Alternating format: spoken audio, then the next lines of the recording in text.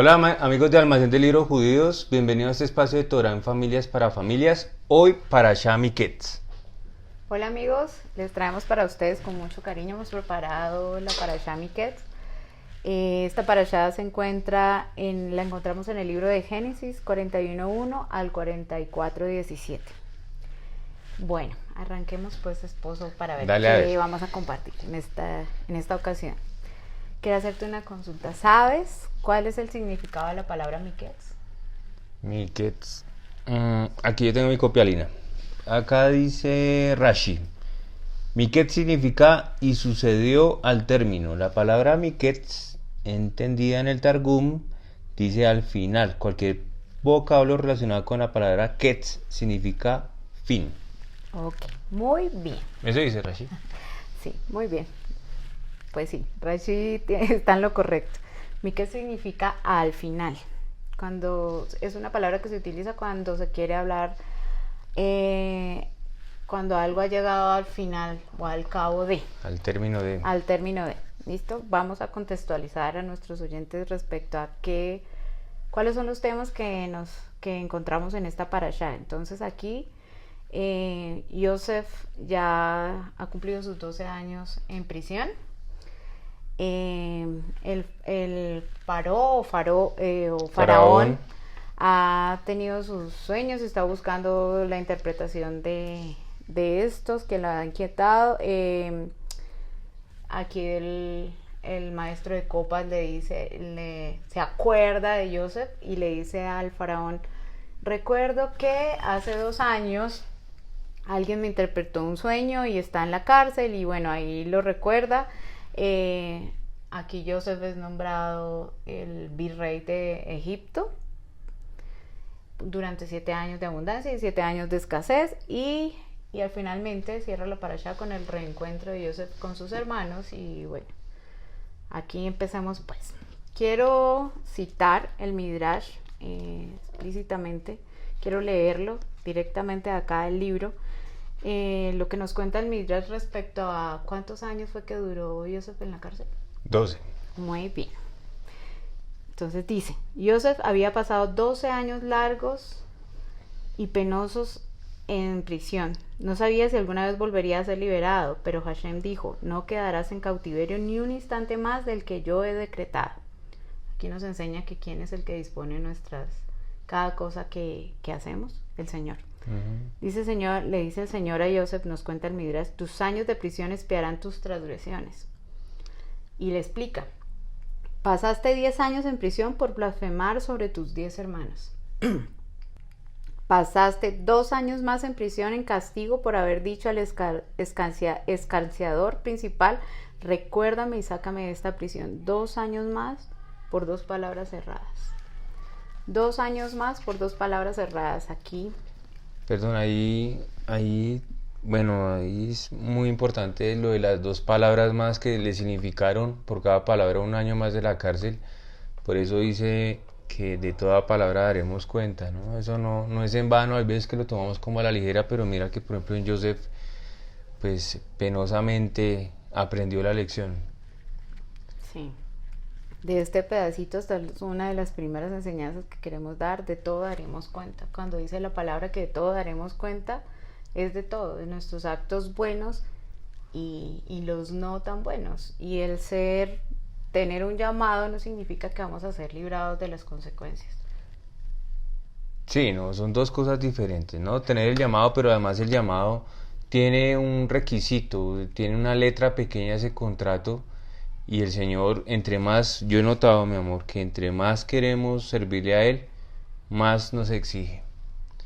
Entonces pienso yo que Yosef, además que el tratamiento de Yosef, bueno, no sé el número 12, ¿no? Pero hay muchas interpretaciones del 12, pero entiendo yo que fue largo porque Yosef tenía un orgullo también muy grande. Y el Señor necesitaba tratar a Yosef de manera personal. Y si para Yosef lo mejor era estar encerrado en una cárcel, reflexionando sobre sí mismo, pues eso es lo que el Señor hace. También hay otras maneras, ¿no? En el desierto, todos tenemos una manera de ser tratados, y la demora depende en buena parte de qué tanto nos demoremos en entender el mensaje, me imagino yo. Sí, sí, esa es una de las enseñanzas que encontramos en esta parasha. De hecho, Torah en Familias para Familias es tratar de buscar dentro de cada parasha la enseñanza que tenemos como individuos, como pareja, como familia, como tribus y finalmente como nación del Señor. Aquí pues encontramos claramente la parte de Joseph. Bueno, el Señor le abre el camino a Joseph de tal manera que lo pone como virrey de Egipto, cumpliendo así la palabra que le había dado a Abraham, a su abuelo Abraham, muchos años atrás, donde le dijo que su pueblo iba a ser llevado a Egipto como esclavo, pero que iba a salir, que él lo iba a liberar, se iba a acordar de ellos y los iban a salir con gran riqueza. Aquí en el Midrash encontramos también que pues el Señor, para cumplir esa palabra, utiliza a Joseph, entonces lo pone como virrey, y durante estos 7 años de abundancia es donde el Señor le permite a Egipto volverse rico y guardar esa riqueza para podérsela dar luego a su pueblo cuando lo libera. El cuadro es complejo de entender porque yo me pongo en el lugar del pueblo. El pueblo empieza a aguantar física hambre. ¿Cómo se podría imaginar si yo le dijéramos al pueblo, van a ser ricos, tranquilos, tengan paciencia, que todo es para bien, Gansul Letová?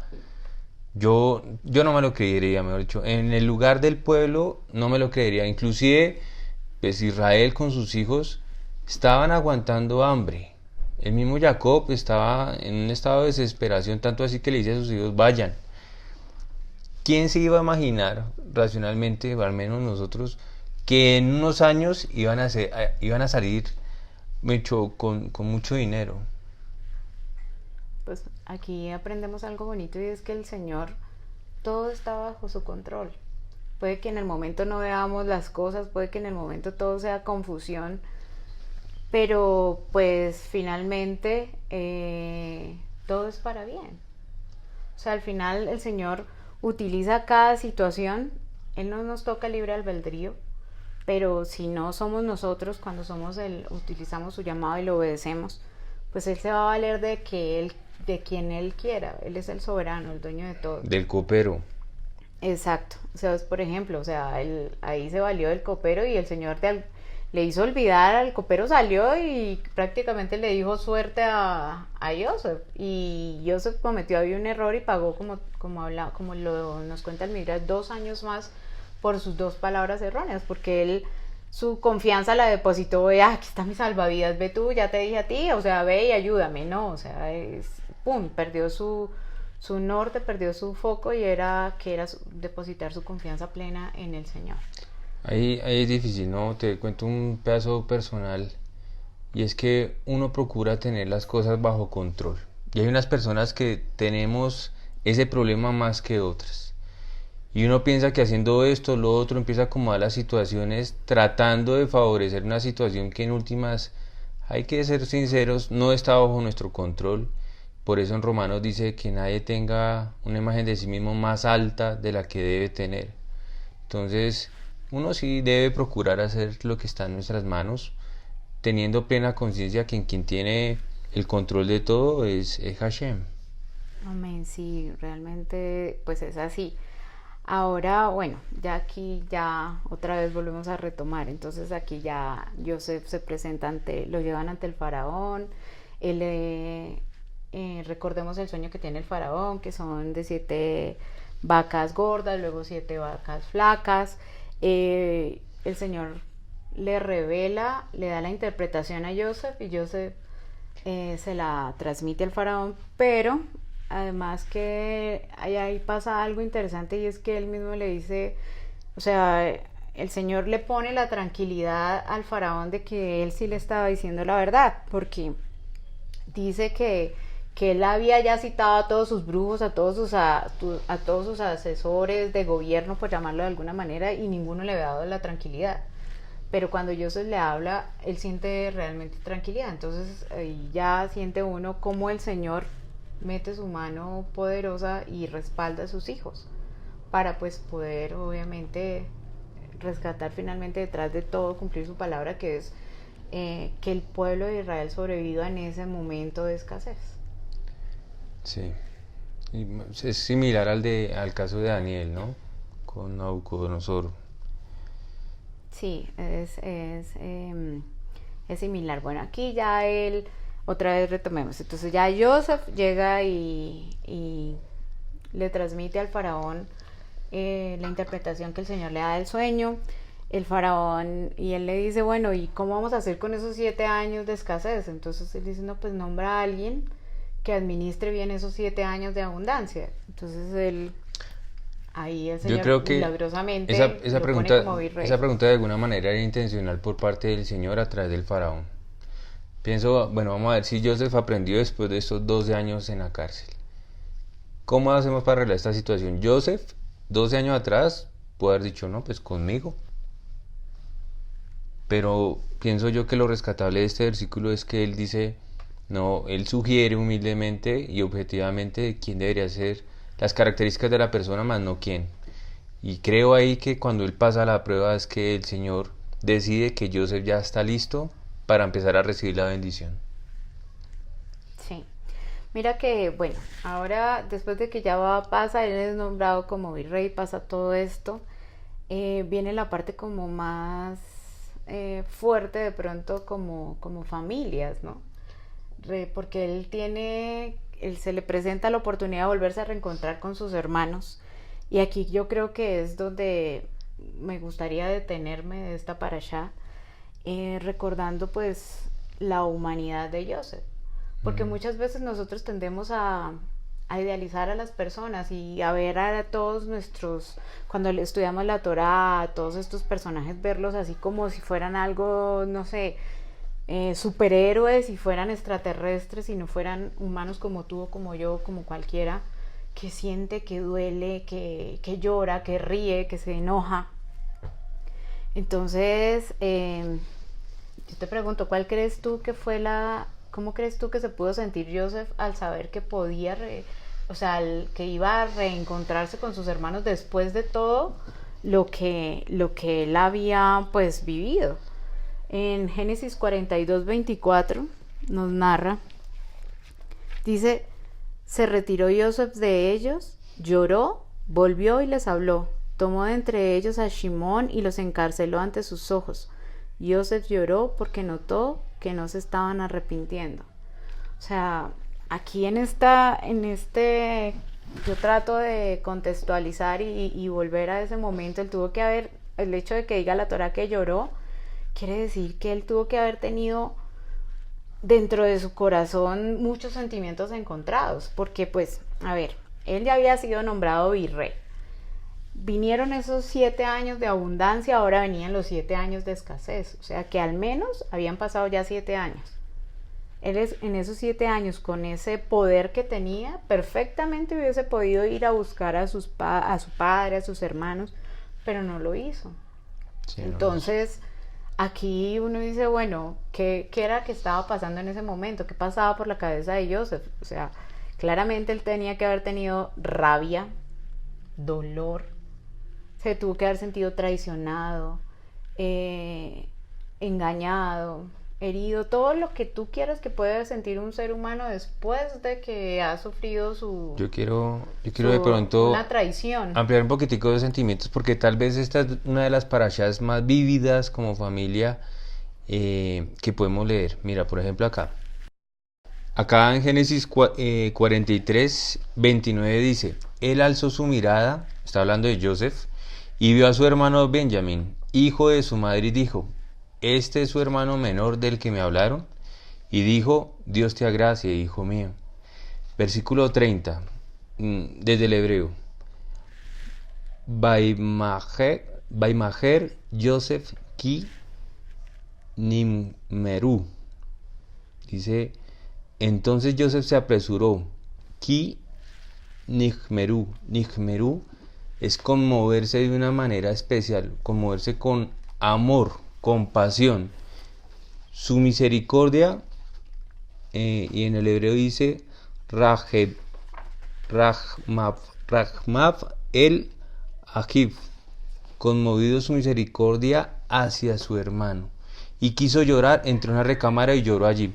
Me parece interesante ampliar un poquitico aquí con los comentarios de Rashid. Dice, porque se había conmovido su misericordia. ¿Qué fue lo que movió los sentimientos de Joseph de una manera tal que quiso llorar? Le tocó ausentarse, ir a su recámara y llorar.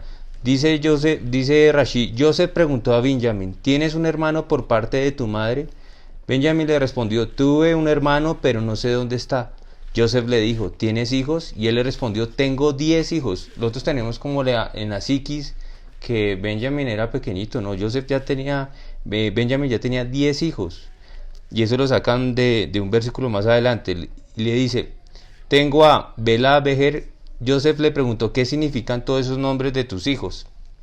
Y Benjamín le respondió, todos estos nombres aluden a mi hermano desaparecido y a las tribulaciones que le ocurrieron. Por ejemplo, Belá porque fue tragado por las naciones de la tierra, Bejé porque era el primogénito de su madre, Ashbel porque Dios lo tomó cautivo, Gerá porque habitó como forastero, Naamán porque fue muy agradable, Eji Rosh porque era mi hermano y también mi jefe, Mupim porque estudió de boca de mi padre, y Jupim porque no presenció mi boda ni yo la suya, y Art porque descendió entre las demás naciones, como es citado en el tratado talmúdico Sotá. Al oír esto, obviamente, pues Joseph se conmovió y de inmediato despertó la misericordia hacia su hermano. Entonces, claro, uno cuando lee solo el versículo tal vez lo pasa de carrera, pero si uno entendiera la conversación que pudo haber tenido Joseph con su hermano Benjamín, y él se da cuenta que todos los nombres de los hijos de su hermano menor hacen referencia a recuerdos de él, de cosas que vivieron los dos como hermanos de una misma madre, pues obviamente ahí fue cuando se conmovió Joseph y tuvo que salir a llorar. Sí. Sabemos que Joseph pues es un sadik, un santo, un justo. Nuestros sabios nos enseñan que pues que obviamente aquí todavía no había pasado lo de la entrega de la Torá de manera oficial, por decirlo de alguna manera, pero pues ellos ya traían la Torá que sabemos el Señor se la fue dando generación tras generación, heredada pues desde Adán. Hay un mandamiento que se encuentra en Levítico 19:18 y quiero leerlo, que dice, no te vengues ni guardes rencor contra la gente de tu pueblo, ama a tu prójimo como a ti mismo, yo soy Hashem.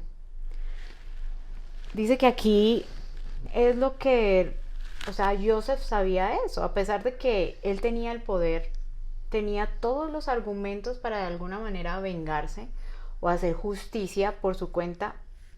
Él sabía que no podía cobrar venganza por su mano. De esto quiero traer otra cosa, que hay otro justo, que aquí es donde yo quiero detenerme de la parashá y sacar como ese mensaje para transmitir para la relación, no solamente, pues en este caso no sería de hermanos, sino de esposos.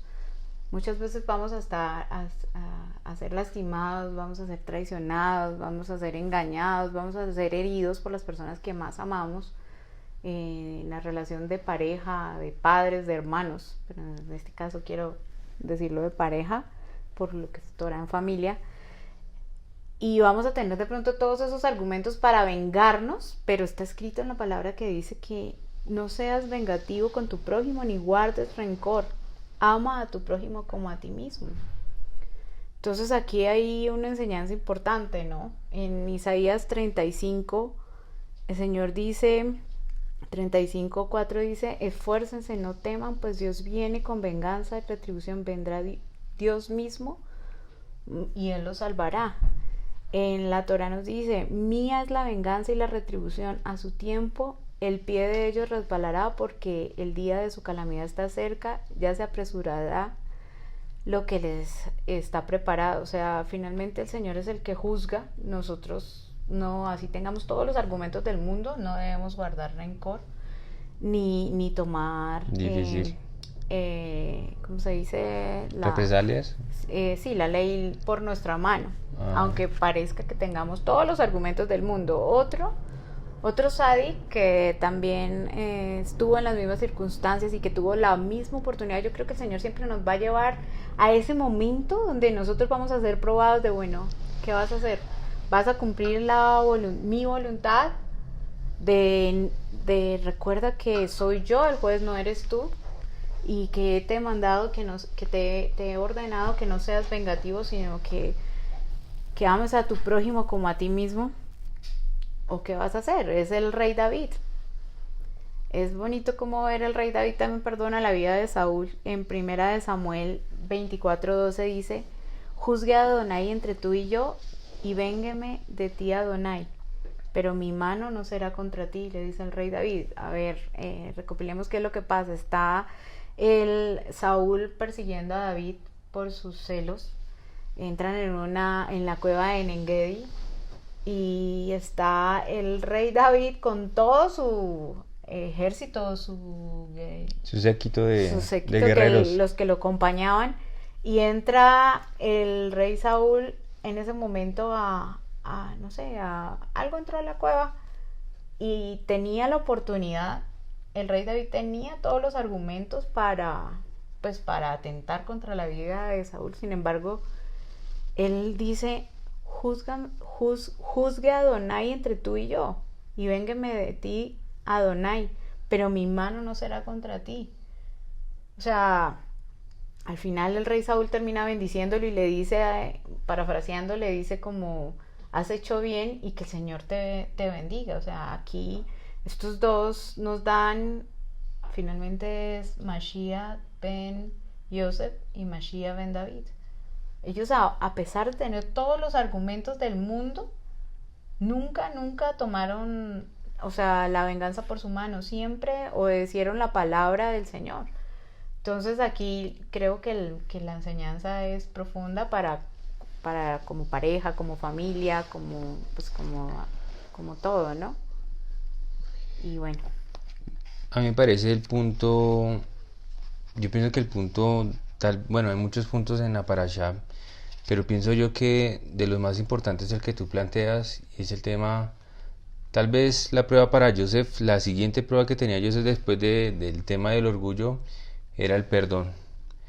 Y hay un libro muy bonito que es Tomer de Ora, escrito por Ramak, que plantea pues en uno de los atributos del Señor precisamente el perdón. Por allá en Miqueas 7, 18, 20 dice: ¿qué Dios es como tú, que cargas con iniquidad y pasas por alto la rebelión para el remanente de su heredad? Él no mantiene para siempre su ira, pues desea la bondad. Bueno, ahí están todos los 13 atributos, y hay un análisis en particular con respecto al perdón que quisiera comentarte pues para digamos que plasmar un poquitico más profundo el tema del perdón. Siempre que el ser humano, lo que plantea Ramak, siempre que el ser humano comete un pecado, genera con ello un agente destructor. En hebreo, mashhit, como se enseña en la Mishnah: quien comete una transgresión adquiere para sí un acusador. Entonces, cada vez que nosotros, nuestra familia, nuestra pareja, nuestros hijos cometen un pecado, dice Ramak, que se genera un agente destructor, pongámosle un demonio, y se presenta ante el Señor. Ese agente acusador se presenta delante del Creador y dice: bueno, fulano me creó, su esposa me creó, su hijo me creó, Ahora bien, dice Ramak, considerando que todo subsiste en el mundo solamente gracias a la emanación que Dios le proporciona, ese agente destructor que se presenta delante de Dios, ¿gracias a qué subsiste? Parafraseando, si todo depende del Señor, entonces ¿qué es lo que hace que ese agente acusador subsista? Aquí dice: la lógica dicta que Dios debería decir: yo no sustento agentes destructores, que vaya con el que lo hizo y se alimente de él.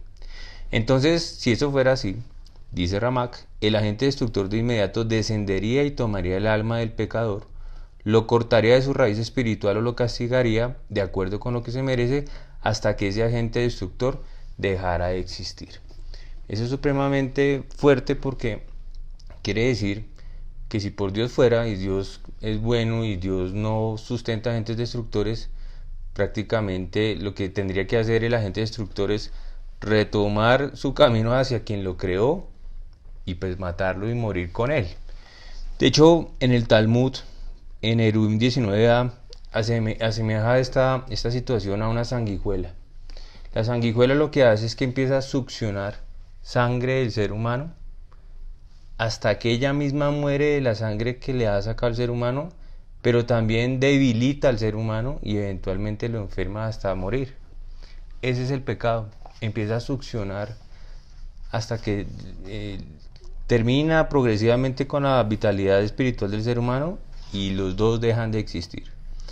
Ahora bien, pues lo que plantea Ramak, eso no puede ser así, porque si no todos moriríamos por todos los pecados que hemos hecho. Acá él dice, Dios no actúa así, por el contrario, Él soporta y tolera el pecado. Así como alimenta y sustenta al mundo entero, también alimenta y mantiene a ese agente destructor hasta que ocurra alguna de las siguientes situaciones. Una, que la persona del pecador retorne a Dios en arrepentimiento y así destruya al agente destructor, porque ya no hay un argumento que le permita a ese agente destructor vivir. La segunda es que por sufrimientos o inclusive por la muerte, pues muere el pecador y muere con su pecado, ¿sí? Esto lo que demuestra es que gracias a este grado de tolerancia inmensa que Dios tiene hacia nosotros, pues Él lo que hace es sustentar a esos agentes acusadores, creados por nosotros los pecadores, hasta que nosotros retornamos a Dios en Teshuvah, en arrepentimiento, ¿sí? Termina la enseñanza de Ramak. De esto el individuo debe aprender que tan tolerante debe ser y portar el yugo de su prójimo, de su esposa, de su pareja, de sus hijos, y los males que éste haya cometido, incluso cuando el mal perpetrado en su contra todavía permanece, debe tolerarlo hasta que su prójimo lo repare o hasta que por sí mismo desaparezca. Eso es asemejarse al Creador, es soportar el pecado de nuestra pareja, de nuestra familia, esperando a que esa persona se arrepienta y con eso desaparezca. Eso es lo que hace Dios, eso es lo que tenemos que hacer nosotros. Yo encontré, mi amor, te quiero compartir otra cosa con respecto a lo mismo. Pues yo no soy experto en demonología, pero pues me parece muy interesante cómo es que opera el pecado, digamos el mecanismo en el trono celestial. Hay un libro escrito por Ana Méndez que se llama Regiones de Cautividad, y ella explica en su libro que en la simbología bíblica algunas veces se asemeja que cuando el Señor habla de Judá está haciendo referencia a nuestra alma, y cuando habla de Jerusalén, se refiere a nuestro espíritu. Teniendo en cuenta esta analogía, que cuando hablamos de Judá estamos hablando de nuestra alma, entonces en Isaías 7, 5, 6 mira cómo lo interpretaríamos. Dile también que Efraín, junto con el hijo de Remalías y el sirio, han tramado hacerle mal, pues piensan subir contra Judá, provocar el pánico, conquistarla y poner allí como rey al hijo de Tabel. Lo que trama el enemigo, mi amor, con el pecado, es ir contra Judá, es decir, contra nuestra alma, provocar pánico en ella, conquistarla, y una vez que la conquista nuestra alma, ponen allí a un rey que aquí dice que es el hijo de Tabel. ¿Tú has escuchado algo antes del hijo de Tabel con respecto a Tabel? No, ni idea. Mi amor, mira, yo encontré que Tabel es el Strong 2870. Tabel significa bueno para nada. En estos versículos de Isaías 7, yo lo interpreto como que lo que quiere el enemigo es que por medio del pecado parte de nuestra alma entre en pánico, que se fragmente esa alma, él la conquista, y lo que hace el enemigo es coronar esa parte de nuestra alma y pone un rey en la que pone esa alma, esa fracción del alma nuestra, en una situación en la que es buena para nada. Y sabes qué, yo creo que es así, tal vez esa analogía es correcta, porque hay heridas, yo he notado en mi propia vida y en nuestra vida familiar, que hay heridas que aún tenemos abiertas por eventos traumáticos que hemos tenido, por sufrimiento, por dolor, y hay esas áreas en las que nosotros quedamos inhabilitados. Hay un rey Tabel, un bueno para nada, que lo que hace es que nos pone emocionalmente inválidos en algunas zonas de nuestras emociones. Nuestras almas de alguna manera quedan cautivas en esa región en la que quedamos sirviendo para nada. Yo mismo te reconozco que hay situaciones en las que emocionalmente me desconozco y me pongo a reflexionar por qué reacciono así, ni siquiera yo pues me entiendo, ¿sí?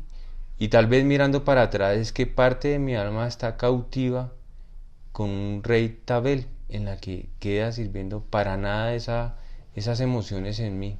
Entonces, lo primero que hay que reconocer es que esas heridas aún abiertas pueden estar invalidándonos y haciéndonos perder la emoción de lo que el Señor nos quiere dar. En Marcos 3:27 dice que nadie puede entrar en la casa de alguien fuerte y arrebatarle sus bienes a menos que primero lo ate. Solo entonces podrá robar su casa. Esto quiere ver con lo mismo, ¿sí? Cuando alguien como nosotros, creyentes, igual tenemos heridas, lo que hace el enemigo es atarnos, nos arrebata nuestros bienes y después se empieza a robar.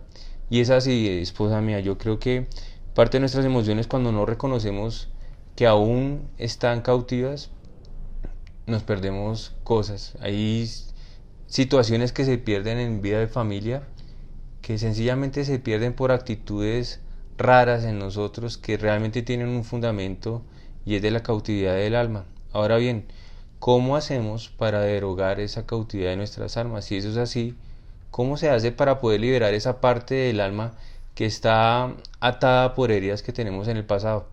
Pues yo creo que la respuesta nos la está dando Joseph en esta parasha. Dice en Mateo 6:14, porque si perdonan a otros sus ofensas, también los perdonará a ustedes su Padre Celestial. Es decir, esto es medida por medida.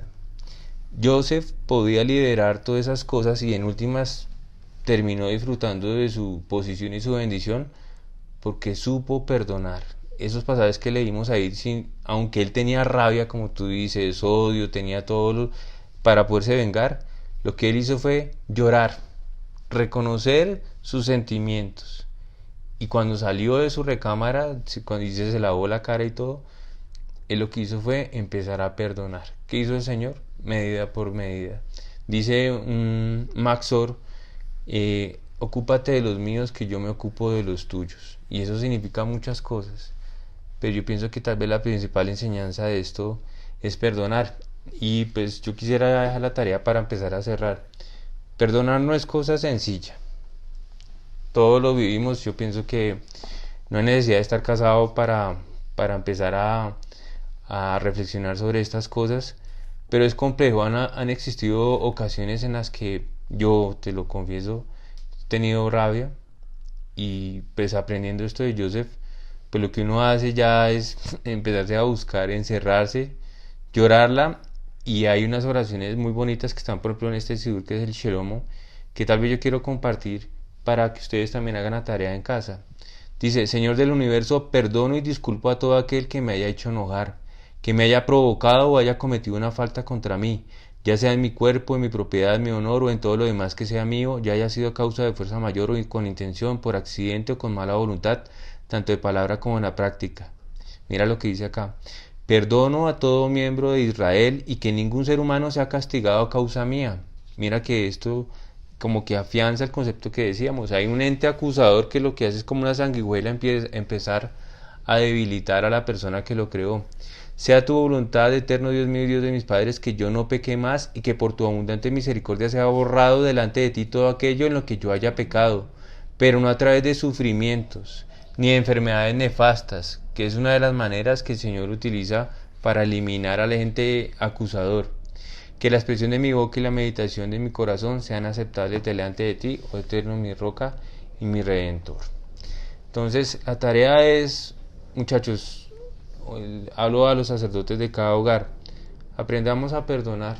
La única manera de liberar esas cosas que nosotros tenemos que tal vez no tienen explicación en nuestras emociones, en nuestra alma, es empezar a perdonar. No es fácil, yo sé, para ningún sadik es fácil, y Joseph nos da un muy buen ejemplo de cómo hacerlo. Aún con lágrimas, la actitud siempre fue la de humildad y siempre buscando la paz.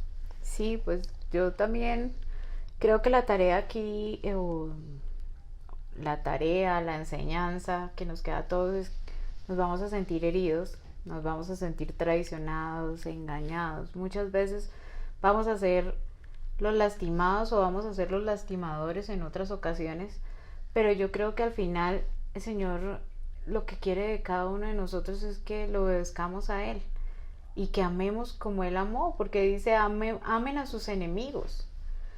Y yo creo que la mejor manera de sanar es soltarlos, soltando eso. No va a ser fácil, vamos a sentir, porque, o sea, uno cuando es lastimado, uno quiere vengarse. Uno siente rabia y que le caiga un rayo y lo queme, o sea, uno siente, uno siente eso en el corazón, pero pues es completamente, yo creo que natural, porque eso somos los seres humanos. Reímos, lloramos, o sea, no somos, no, el Señor nos creó así con esas emociones, con esos sentimientos, pero para que al final de cuentas, o sea, obedezcamos con todo eso que tenemos o le obedezcamos a Él y amemos a nuestro prójimo, y yo creo que todo va a ser un proceso, pero mientras haya esa disposición en el corazón, el Señor también nos va a regalar esa voluntad. Cuando tú tienes la disposición, el Señor como que regala esa fuerza para completar el perdón, porque pues claramente por más que yo quiera no fallarte a ti, en algún momento de alguna manera te voy a fallar, y igual tú a mí, porque somos humanos, y hasta que estemos seamos renovados, estemos cambien los cielos y la tierra, vamos a seguir siendo esta esencia pecaminosa y vamos a fallar. Entonces yo creo que la tarea que yo quiero dejar es, hagamos el intento de tener la disposición en el corazón de perdonar, que podamos alcanzar la altura que tuvo Joseph, la altura que tuvo David, porque si ellos pudieron, creo que nosotros también podemos. No va a ser fácil, porque pues no va a ser fácil, obviamente va a estar siempre esas ganas de hoy me la pagas, pero de quererse uno vengar, pero pues finalmente recordemos, mía es la venganza, dice el Señor, y el Señor nos está diciendo, no seas vengativo con los de tu pueblo, no lo seas con la gente de tu pueblo, y pues nada, que el Señor nos regale la fuerza a todos y la voluntad para poder alcanzar ese perdón, y seamos todos libres y notemos, yo creo que cuando nosotros soltamos el perdón, los primeros que tenemos libertad somos nosotros, y en segundo pues se le regalamos a la otra persona. Ya si la otra persona quiere o no quiere, pues todos rendiremos cuenta de todo, así como a Joseph le costaron esas 2 palabritas 2 años en la cárcel, pues imagínate. Amén, amén. ¿Listos? Listos. Muchas gracias.